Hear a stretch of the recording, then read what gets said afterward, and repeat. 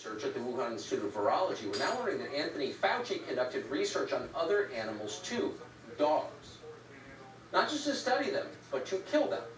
According to documents obtained by the White Coat Waste Project, last year the National Institute of Allergy and Infectious Diseases, that's the place that Fauci runs and has for many years, paid $400 grand a year to run it, gave money to the University of Georgia to infect 28 beagles with parasites. They allowed the dogs to develop infections for months, and then they killed them.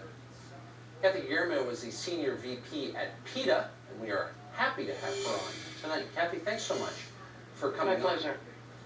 What's, hurting dogs under any circumstances, I think, is deeply upsetting to most normal people, certainly to me. You could probably make a case, if they're going to save your child's life, okay. It doesn't sound like this research was essential, was it? It wasn't essential. The most we'll probably see out of it is a published paper that will get a little status for the experimenter.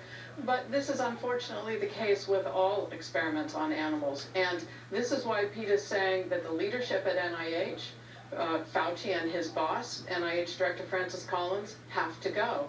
They continue to back this failed paradigm of animal experiments. And we know that the 60,000 dogs who are in laboratories now and the 110 million animals who will die by the end of this year in laboratories will fail to lead to anything to help humans 90% of the time.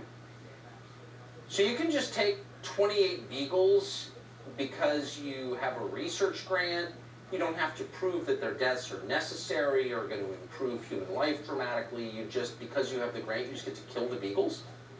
That's exactly what's going on. NIH has a budget of $40 billion, and about half of that is going to animal experiments, even though we know, and NIH has published itself, that 95% of new medications and new vaccines that were developed using animals fail in humans.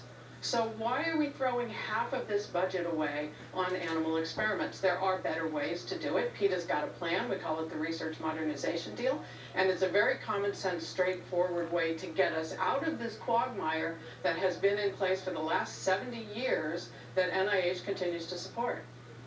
I read that people like Fauci prefer beagles not because their physiology is different, but because they're more compliant and easy to please.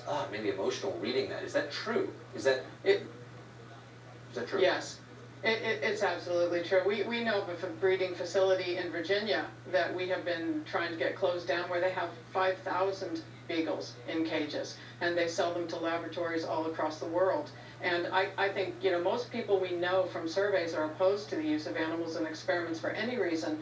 But if everybody knew that they're an utter failure, and that while we wait for cures for Alzheimer's disease and Parkinson's disease and a plethora of other diseases, we're not spending our research dollars where they belong. And the 60,000 dogs in the laboratories in this country right at this moment are not going to lead to cures for human beings. They're choosing the dogs specifically because they're sweet and they want to please you. Yeah, that tells you a lot about them. Kathy, I appreciate your coming on tonight. Thank you very much.